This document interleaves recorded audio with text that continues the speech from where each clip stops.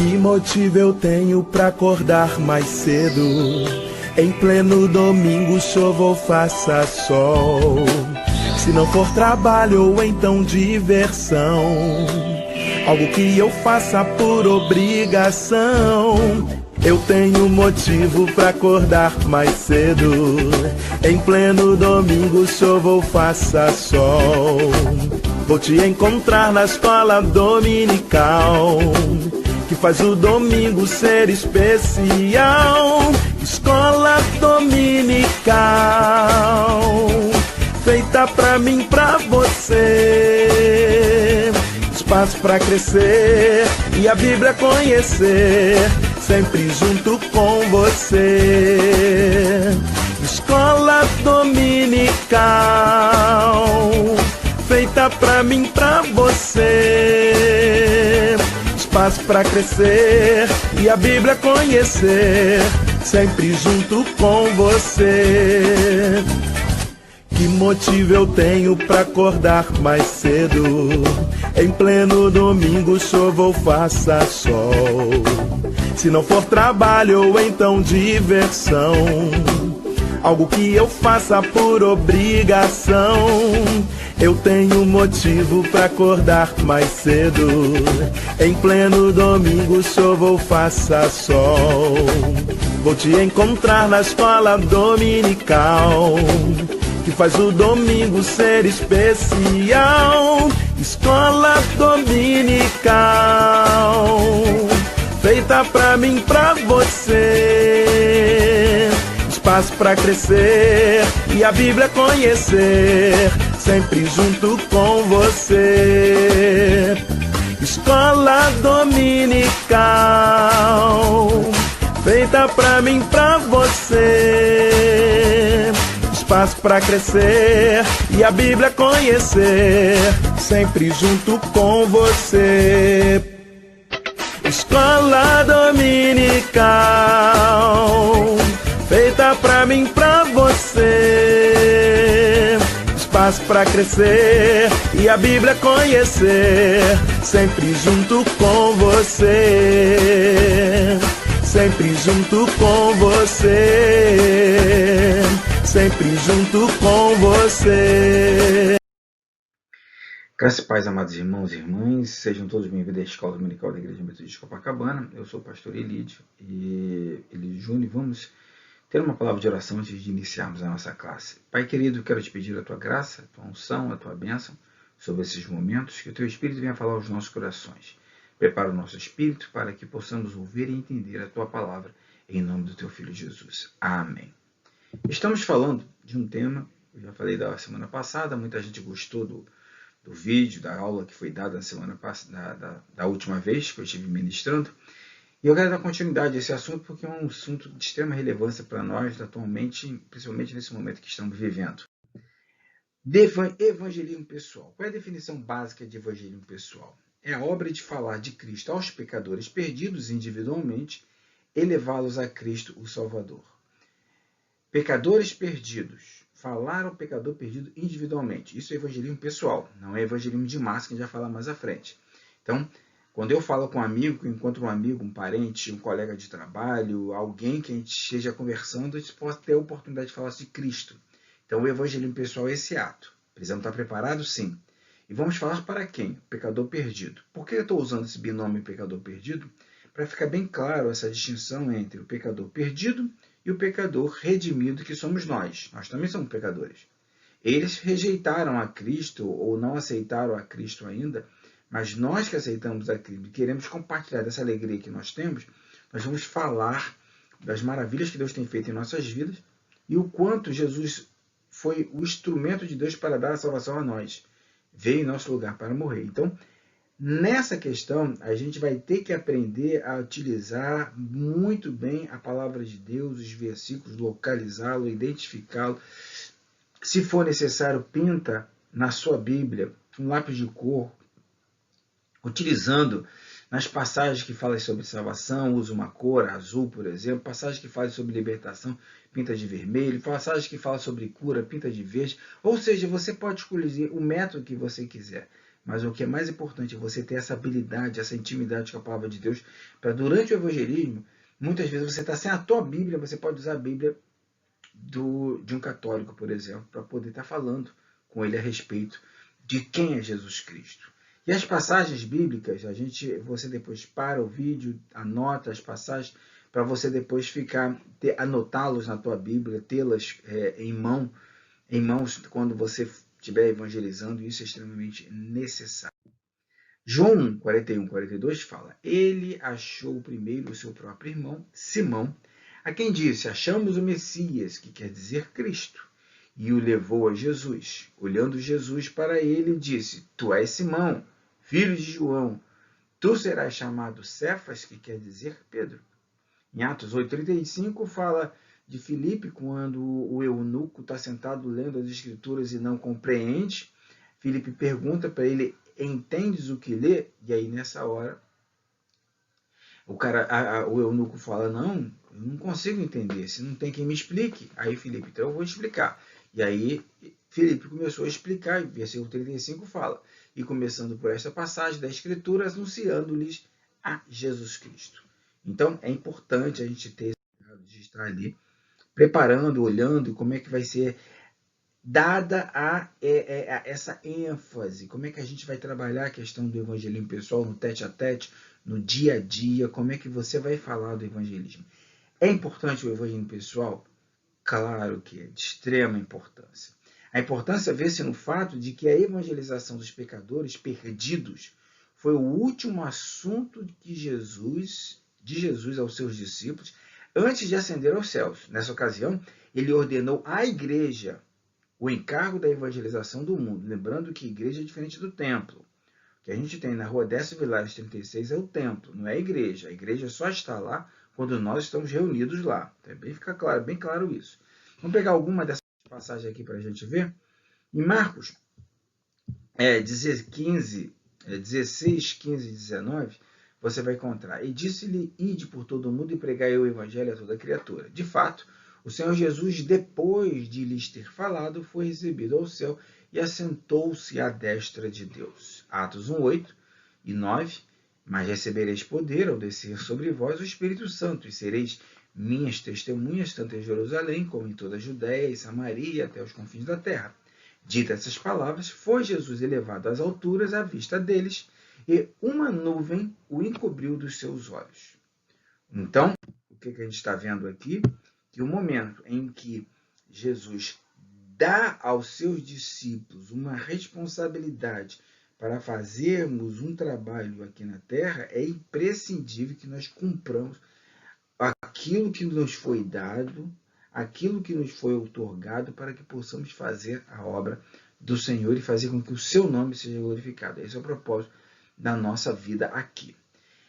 Para isso, nós temos que ter um alvo, e o alvo é tríplice. O primeiro deles, é muito importante gravar sobre isso, porque as pessoas cometem um equívoco ao achar que evangelizar acontece somente no domingo à tarde, às 4 horas, na praça José de Alencar. Ponto.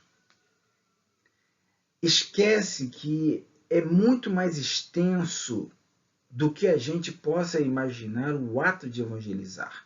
Primeiro dele, e as pessoas se restringem somente a esse primeiro, e aí tem uma visão reducionista do campo da evangelização, o campo da missão, o papel da missiologia em nossa vida. Por isso nós devemos estudar sobre a questão da missão da igreja, o nosso papel, o propósito de estarmos aqui para comunicar, levar o evangelho às pessoas.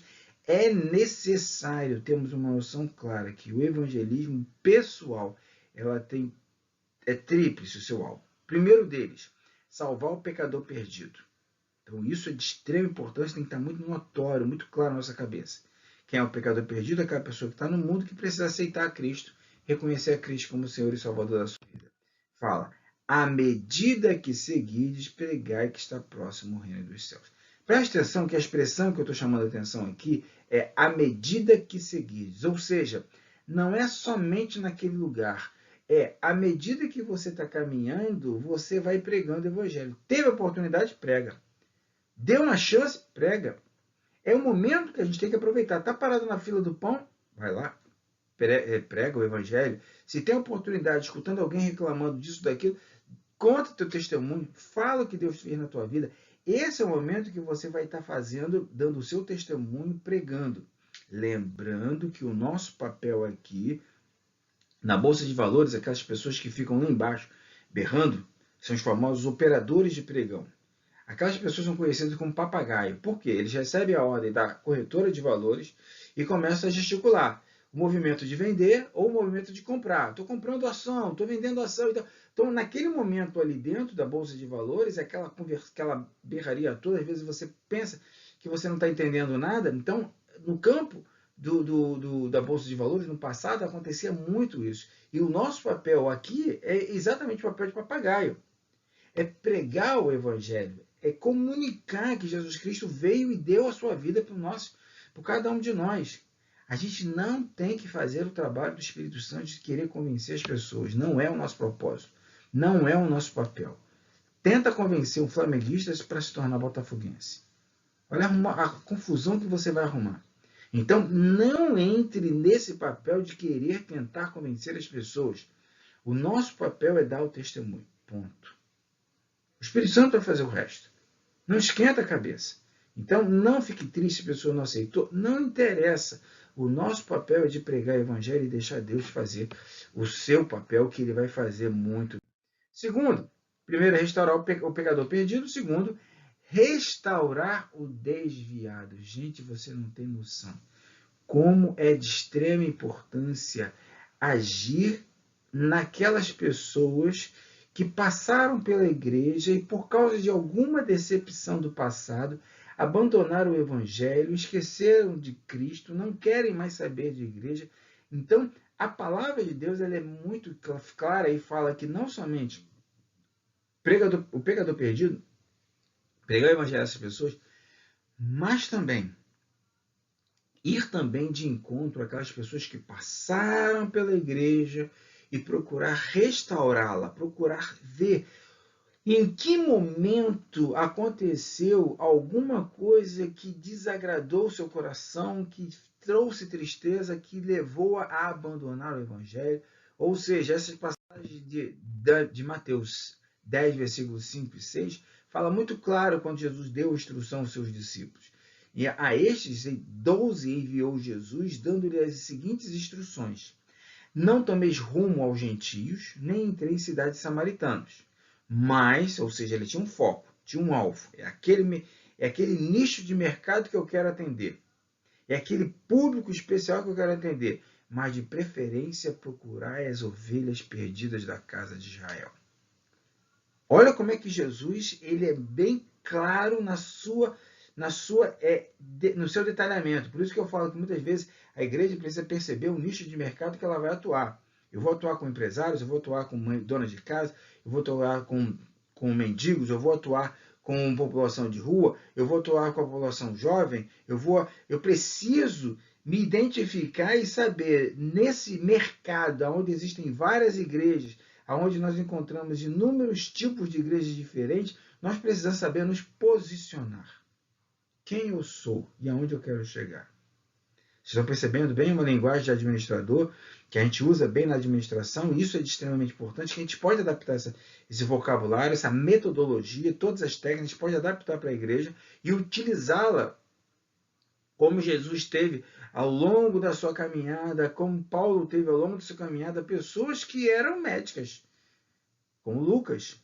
E Jesus não curou muita gente? É necessário saber que Deus capacitou várias e várias pessoas. Médicos, engenheiros, matemáticos, geógrafos, sociólogos, psicanalistas. Tudo isso Deus capacitou essas pessoas para que elas fossem instrumentos de Deus na vida de pessoas tão necessitadas de ajuda. E nós podemos ser esses instrumentos de Deus. Deixa Deus ser Deus em nossas vidas e a gente vai ver como é que Deus vai falar aos nossos corações e através de nós para alcançar as pessoas, principalmente aquelas que estão afastadas da igreja. Seguindo, o alvo é tríplice. Então, primeiro é safar o pecador perdido. Segundo é restaurar o desviado. Terceiro, edificar o crente. Edificar o crente é evangelização? Sim. Por quê? Porque quando a gente A palavra evangelho vem do grego evangelion, que significa boas novas. Se eu chego na igreja e encontro alguém triste, cabisbaixo, passando por problemas, e eu chego para ela e identifico, percebo que ela está triste, anda preocupada, anda passando por problemas, eu que consegui identificar, consegui perceber que o Espírito Santo tocou no meu coração, olha, aquela pessoa está precisando de um apoio, precisando de uma ajuda, precisando de um suporte, precisando de um ombro amigo. Aí você chega lá e fala com ela. A passagem de Atos 3:6 ajuda a gente a entender isso. Pedro, porém, lhes disse, não possuo nem prata nem ouro, mas o que eu tenho, isso te dou. Em nome de Jesus Cristo, o Nazareno, anda. Ou seja, você vai chegar para essa pessoa e vai falar, olha, minha irmã, meu irmão, eu não tenho ouro, não tenho prata, mas em nome de Jesus eu vou estar do teu lado em jejum, em oração. Eu vou estar dando todo o suporte que você precisar. Eu vou estar ali orando por você todo dia. Eu vou estar ali intercedendo pela tua vida, por esse problema, para que juntos a gente possa alcançar sucesso, a gente possa alcançar um local, a gente possa alcançar uma vitória, deixando Deus dar a palavra final sempre.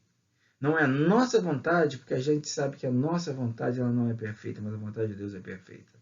Independente do que Deus achar, sempre será o melhor. Então, muitas pessoas acham Deus um Deus cruel. Como é que Deus, sendo Deus, pode permitir que tantas crianças morram de fome na África? Isso os filósofos existencialistas já trabalharam isso no passado há muito tempo. É muito claro. A gente tem que ter em mente que não conseguiremos compreender Deus na sua plenitude. Deus, ele é infinito e ele é ilimitado. Como a minha mente, que é finita e limitada, vai conseguir entender Deus? Não vai. Então, essas questões não terão respostas aqui, mas terão respostas lá. Então, não se preocupe com isso. O nosso papel aqui é pregar o Evangelho, é testemunhar, mostrar aquilo que Deus tem feito em nossas vidas. Seguindo, se a gente tem visto que nós já vimos o que é evangelismo, nós já vimos a importância do evangelismo, nós já vimos agora os alvos do evangelismo, agora nós vamos ver as vantagens do evangelismo. Primeiro, ela se adapta às condições espirituais de qualquer pessoa. Preste atenção. Quando a gente tem o sermão na igreja, ela não consegue fazer no auditório, na evangelização coletiva, no evangelismo de massa, o que ela faz no evangelismo pessoal. Então, o sermão, ela não consegue responder às perguntas que são peculiares de algumas pessoas. Na evangelização de massa, a pregação, ela muitas vezes não consegue responder a todas as questões. É necessário, sim, que no evangelismo pessoal a mensagem ela é direta, ela é incisiva. Muitas vezes a pregação apenas inicia a evangelização que vai ser feita depois por mim e por você. Ela vai ser completamente respondida no contato pessoal com o ganhador de almas, com o evangelista, com nós. Nós somos os ganhadores de alma. Então é de extrema importância. Nós que somos ganhadores de alma, nós que estamos pregando o evangelho, nós que estamos a serviço do reino, na hora que a gente estiver conversando com as pessoas, a gente consegue se adaptar às condições espirituais. Você vai perceber o quão profundo a pessoa é ou não. E aí você vai conseguir adaptar o seu discurso àquela pessoa. O que melhor se ajusta, com melhor se adequa àquela pessoa naquela circunstância. É importante, eu vou dar um exemplo para vocês que é muito fácil a gente poder entender. Se você está conversando, falar de evangelismo, falar que Deus é Pai, preste atenção bem nessa questão. Se você estiver pregando o evangelho para uma pessoa em que no passado ela foi abusada sexualmente pelo pai, e você apresentar Deus como um pai, vai ter choque. Ela não vai aceitar o evangelho. Por isso é necessário você fazer uma leitura de campo, ou seja, os vendedores, o pessoal de marketing, antes dele ir a campo, ele vai procurar entender quem é o comprador, quem está do outro lado, quem vai decidir. Procurar entender o perfil da pessoa, se ela é uma pessoa agressiva, se não é, se é uma pessoa alegre ou não, se é uma pessoa pessimista ou otimista. Ou seja, essas coisas são importantes a gente perceber naquele momento, para na hora de chegar e levar o produto, saber como você vai atender e adequar o produto àquela pessoa. Na mesma forma, quando você estiver pregando o evangelho, você tem que prestar atenção que público com que você está falando. Qual é o histórico dela? Qual foi o passado dela? Ela já teve problemas no passado no que tange com igrejas evangélicas, com igrejas protestantes? Qual foi o tipo de problema que ela teve? Se você tiver condição de ter essas informações previamente, vai facilitar muito na comunicação. Por isso que é importante que evangelismo pessoal precisa de técnica, precisa de treinamento, precisa de capacitação. Por isso que esse curso não dura uma semana, não dura uma aula, dura 3 meses, 4 meses por aí. Ele é extenso, ele vai trabalhar muito a questão da apologética. Procura essa palavra no dicionário, procura um site chamado ICP, Instituto Cristão de Pesquisa. É um instituto que trabalha muito a questão da apologética. Apologética significa defesa da fé. São os argumentos necessários que a gente precisa ter na hora da argumentação, quando estamos conversando com as pessoas que procuram trazer.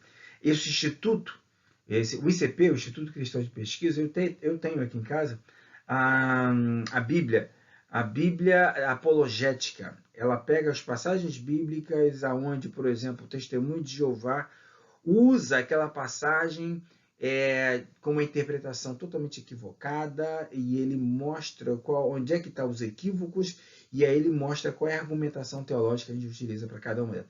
Tem para argumentos dos mormons, argumentos dos testemunhos de Jeová, adventistas. Você vai encontrar várias religiões que usam a palavra de Deus, e aí você vai saber como eles estão dando a interpretação equivocada da palavra de Deus, e você vai saber adequar na pregação do evangelho esse tipo de pessoas e mostrar aonde é que está o equívoco. Essa Bíblia é muito boa, uma Bíblia de estudo, muito importante na nossa caminhada, para quem gosta, quem quer se aprofundar no evangelismo. Segunda vantagem que a gente observa no evangelho pessoal, que ela promove o crescimento da igreja, e a gente vai falar sobre isso no final da aula de hoje. Promove o crescimento por quê? A igreja nos dias primitivos cresceu tão depressa que os crentes cheios do Espírito Santo evangelizavam sem parar. Olha o que está nessa passagem de Atos 5,42. Todos os dias, no templo, de casa em casa, não cessavam de ensinar e de pregar Jesus, o Cristo. Olha essa passagem aqui em Atos 8. Entre mentes, os que foram dispersos iam por toda parte, pregando a palavra. Olha como é que era o desejo, o amor pelo evangelho, pelo sacrifício que Cristo Jesus fez naquela cruz por nós. Eles estavam ali prontos, ávidos, para entregar a palavra, para pregar o evangelho, para falar de Cristo. Ou seja, eles estavam ali com esse propósito. Então, a vantagem de estarmos pregando o evangelho é esse. O resultado foi maravilhoso. O crescimento foi exponencial, conforme registra o livro de Atos dos Apóstolos. Hoje também, a igreja que tiver um número regular de ganhadores de almas, de pessoas que vão a campo para poder ganhar, de pregar o evangelho, o seu crescimento será notório. É isso que nós estamos precisando nos dias de hoje. Uma sociedade tão caótica, tão distante de Deus, precisa de quem prega o evangelho, e nós somos o canal de Deus para essas pessoas tão carentes. A semeadura da palavra de Deus promove o crescimento e a edificação da igreja, conforme inúmeras passagens que a gente vai encontrar, essas passagens que estão aqui de Atos. Você pode pegar cada uma delas, depois de ler cada uma delas na Bíblia, e marcar nos seus estudos. A maior e melhor maneira de ajudar o pastor, grava bem isso, no crescimento do rebanho de Deus é ganhar almas individualmente. E eu vou falar sobre isso lá na frente. Grave bem isso. A melhor forma de ajudar o pastor, quem gera ovelha é ovelha, não é o pastor. O pastor está ali para cuidar de todos o rebanho. Mas é importante cada irmão estar preocupado com um irmão e juntos começarem a trabalhar em sinergia, lado a lado, porque o resultado será maior do que o somatório das forças. É importante nós termos esse cuidado. Então, o irmão tem feito assim, está fazendo assim, você está fazendo isso, eu estou fazendo isso. Se hoje a igreja ganhasse um outro Qual seria o resultado? A gente vai ver daqui a pouquinho sobre isso. Continuando.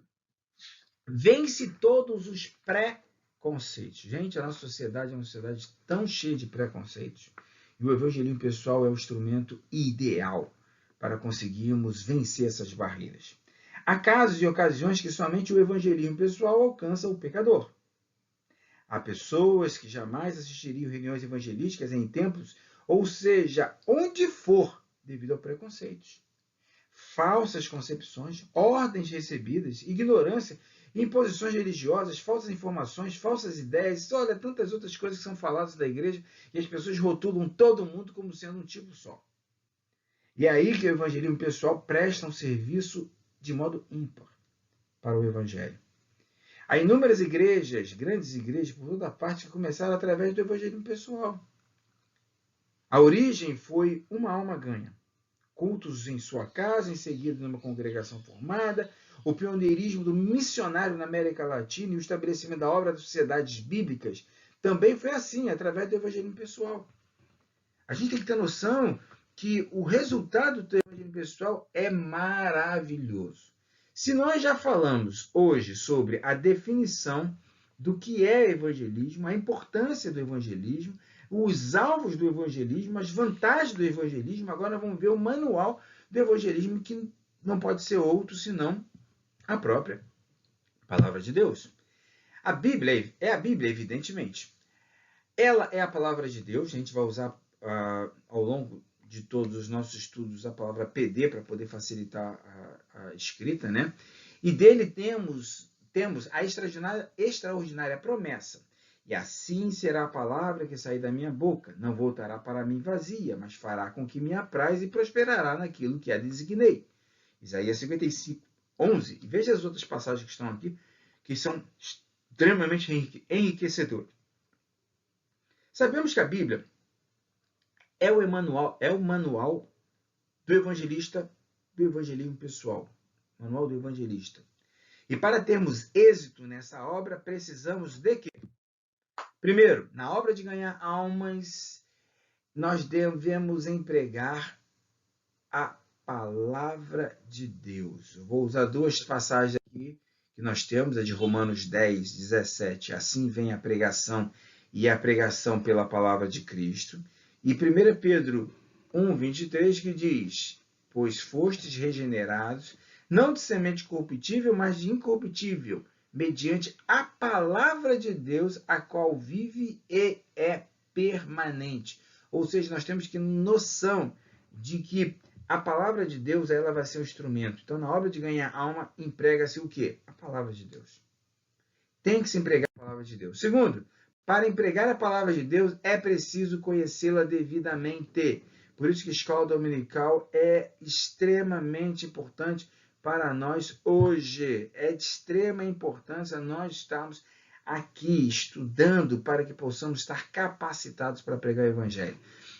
2 Timóteo 2,15, procura apresentar-te a Deus aprovado, como obreiro que não tem de se envergonhar, que maneja bem a palavra da verdade. Amados, a palavra manejar bem, ela significa dissecar, dividir, cortar corretamente, como por exemplo no preparo das vítimas, como acontecia no Antigo Testamento para os diversos sacrifícios.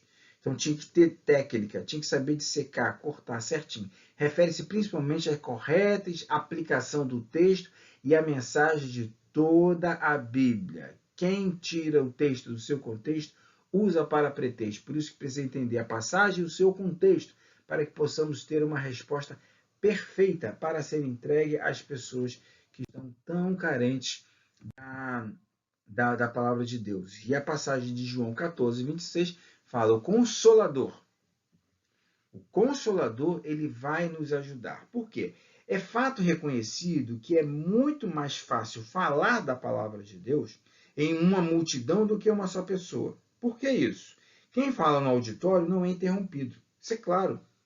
Para perguntas, apartes, argumentações, questionamentos, já quem fala a uma só pessoa poderá vir a enfrentar tudo isso. Eu quero dar um destaque aqui, que se você for conversar com o testemunho de Jeová, ele vai te colocar algumas questões que muitas vezes você vai ficar meio embaralhado. Se você não tiver muito bem embasado, um testemunho de Jeová pode botar você em saia curta. Pode você botar você em circunstâncias delicadas. Por isso que é extremamente importante estar bem preparado. É bem importante isso aí. Há pecadores perdidos que aceitam a mensagem da salvação sem objeções e argumentações. Há outros que apresentam escusas, desculpas, de tais que, se o crente não conhece devidamente as Escrituras, ficará em situação vexatória.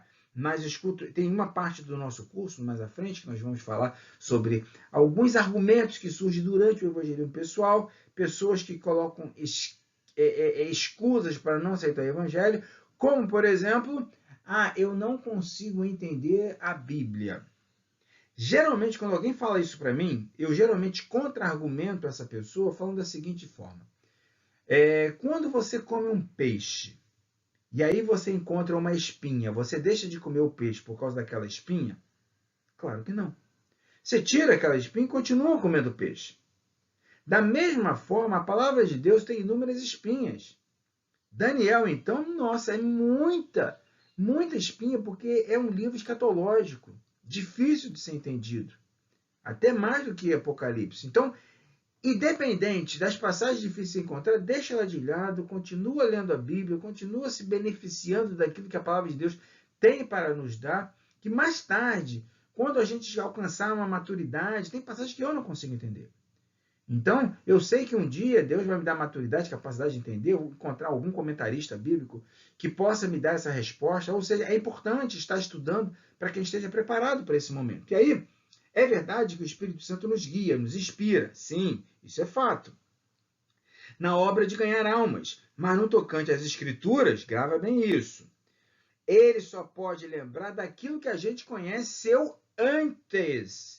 Por isso que João 14, 26 escreveu: mas o Consolador, o Espírito Santo, a quem o Pai o enviará em meu nome, esse vos ensinará todas as coisas e vos fará lembrar de tudo o que vos tenho dito.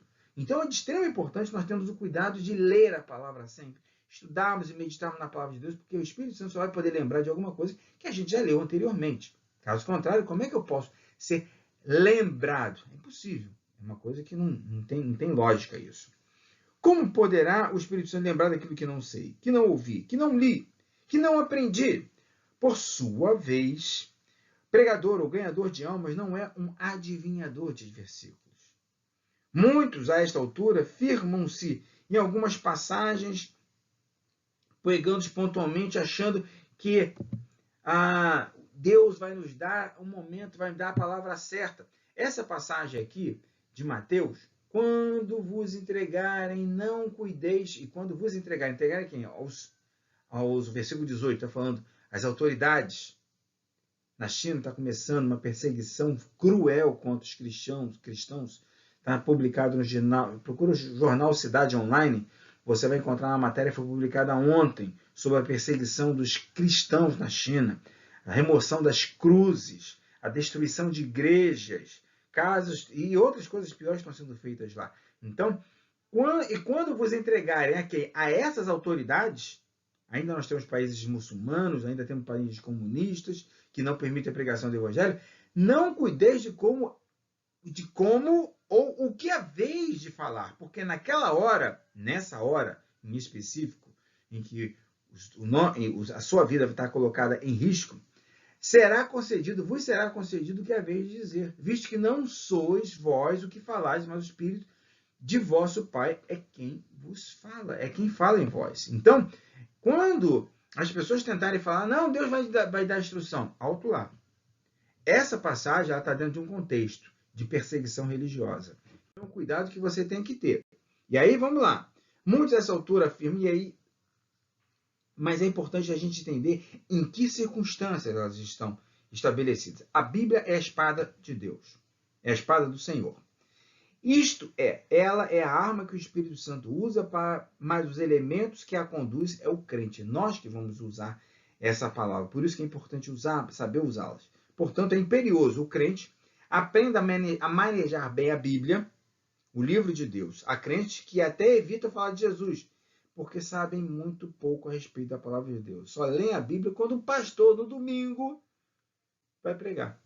Infelizmente, isso é uma dura realidade. E aqui, eu quero chamar a atenção para vocês no final da aula de hoje. Nós temos que ter um cuidado muito grande. O texto, sobre essa questão da diferença entre ganhador de almas, o evangelista e a pessoa que trabalha fortemente na área da discipulação. O evangelho pessoal, a doutrina principal é salvar almas.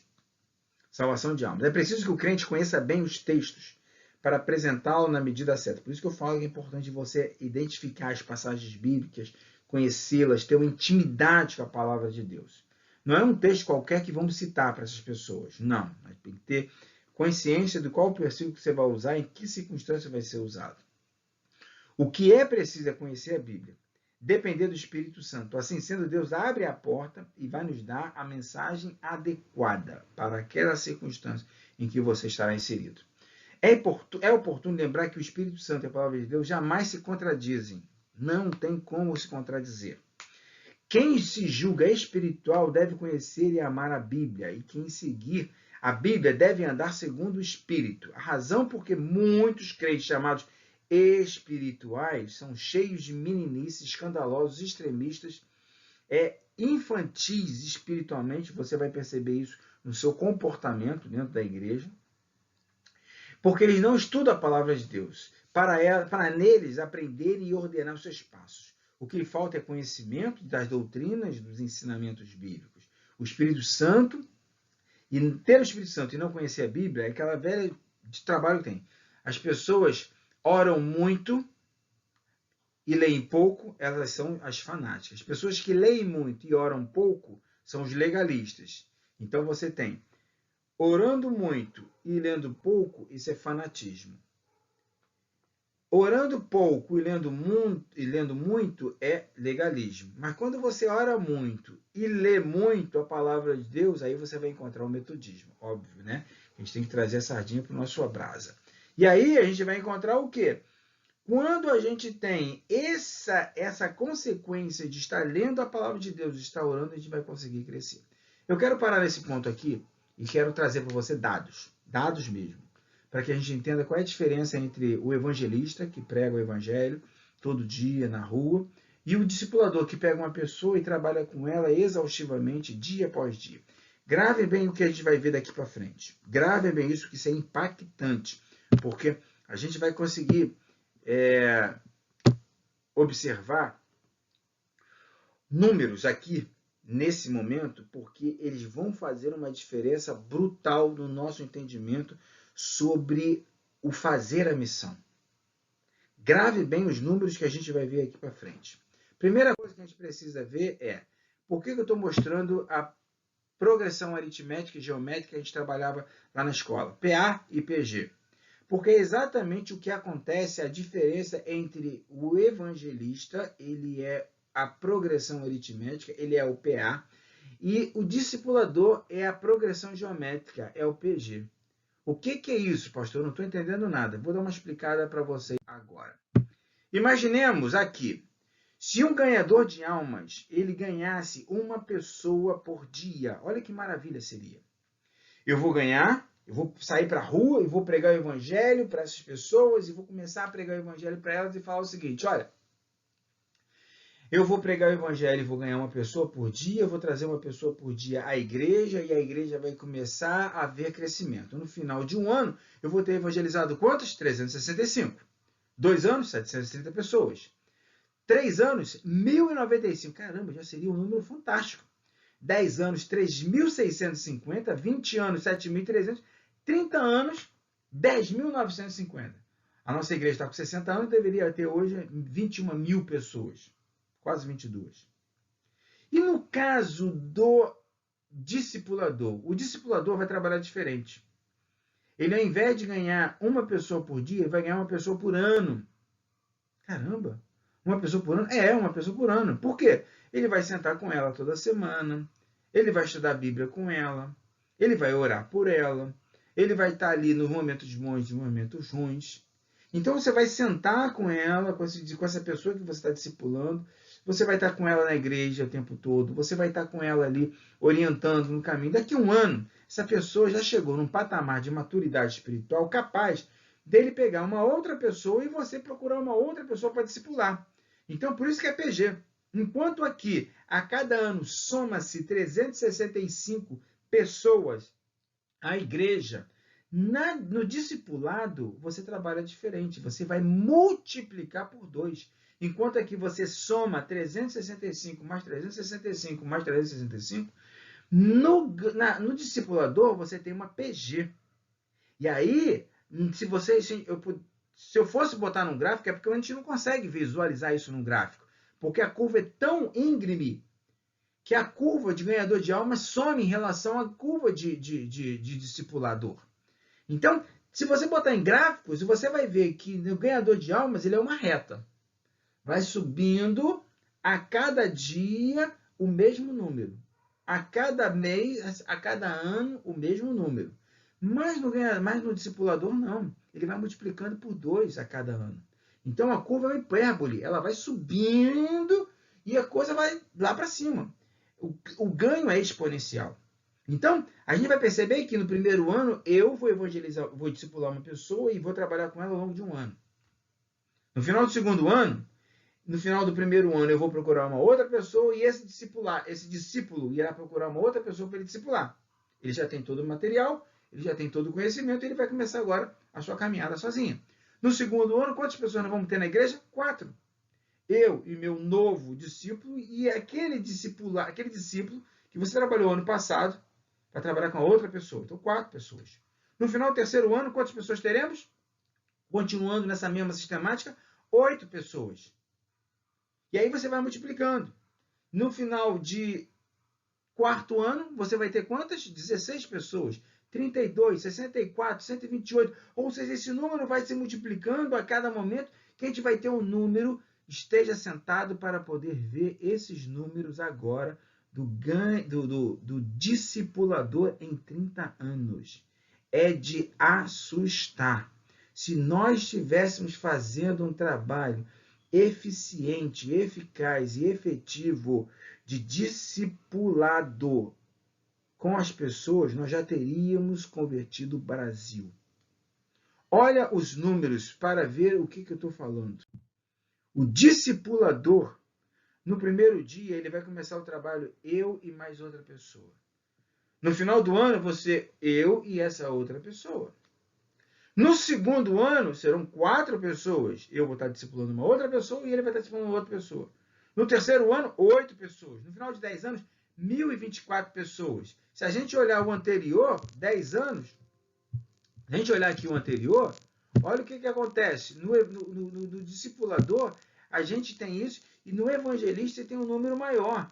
Quando a gente chega a 30 anos, a gente vai ter nada mais, nada menos que olha o número que está aqui, 1.000, milhão, bilhão, 1 trilhão, 733 milhões, 741.824 pessoas. O Brasil tem 220 milhões de pessoas. 30 anos já teríamos evangelizado o Brasil. Qual é a vantagem da gente ter esse trabalho? Ter esse trabalho feito dentro da igreja. No crescimento de um ano, o ganhador de alma ganhou 365 pessoas. O discipulador, uma só pessoa. Ele e a outra pessoa. Pô, você falaria, é um trabalho pobre? Não.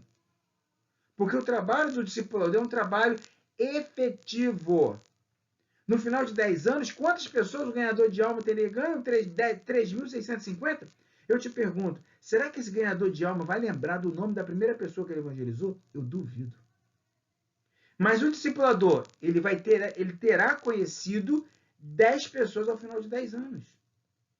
Conhece ele, conhece a família dele, sabe a data do aniversário dele, do casamento dele, do nascimento dos filhos.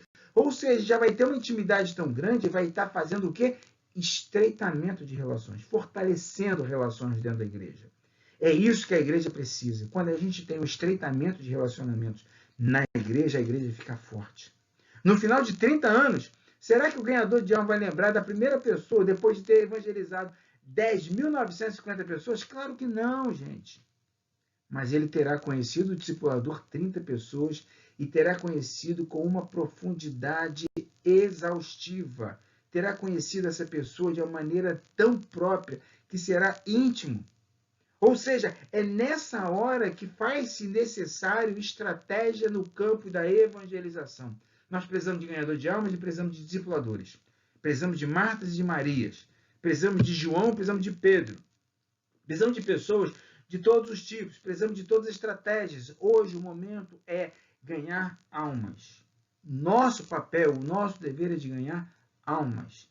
Para isso, esse estudo ele tem esse propósito, de nos salientar e de mostrar a importância que nós devemos ter no campo da evangelização. Por isso, amados, esse é o fim da primeira parte somente. Esse curso aí ele é longo, ele é extenso. Se a gente tivesse a oportunidade de estar fazendo seminário, de poder estar trabalhando esse tema em detalhes, a gente já vê o quanto seria enriquecedor para a nossa caminhada. Por isso, eu te convido, ore, se prepare, capacite-se, lendo livros, vendo vídeos. Por isso, entra no site do Instituto Cristão de Pesquisas. Ali você vai encontrar inúmeros vídeos, estudos sobre como evangelizar os mormons, como evangelizar os adventistas, como evangelizar os testemunhos de Jeová, como evangelizar. Escolhe um e comece a trabalhar com esse. Tem tanta coisa, você vai ficar assustado de tantas religiões que tem lá nesse estudo cristão. É necessário você estar preparado. Palavra de ordem hoje. É necessário estar preparado. E esse preparo só se faz através do estudo da palavra de Deus, principalmente na escola dominical, mas é necessário que esse estudo seja continuado em casa, no seu tempo que você tiver. Amém, amados? Que Deus abençoe a cada um de vocês. Vamos ter uma palavra de oração. Pai querido, em nome do teu Filho Jesus, quero te agradecer por esse momento, por esse momento de aula, que essa palavra possa, Pai, arder no coração dos teus filhos, que eles possam ver exatamente a urgência em que vivemos hoje, que o Evangelho precisa ser pregado, alcançar inúmeras pessoas que estão tão distantes de Ti, ó Pai. Por isso, nós estamos aqui, Senhor, disponível para o Teu reino, para fazer a Tua obra. Por isso, eis-me aqui, envia-me a mim, Senhor. Como Isaías falou, coloca a Tua igreja nas Tuas mãos, para que Tu venhas falar através nesse culto pela manhã, Senhor, que teremos, e através, ó Pai Santo, de tudo aquilo que Tu tens preparado ao longo desse dia. É o que te pedimos, ó Pai, em nome do Teu Filho Jesus. Amém. E Deus abençoe.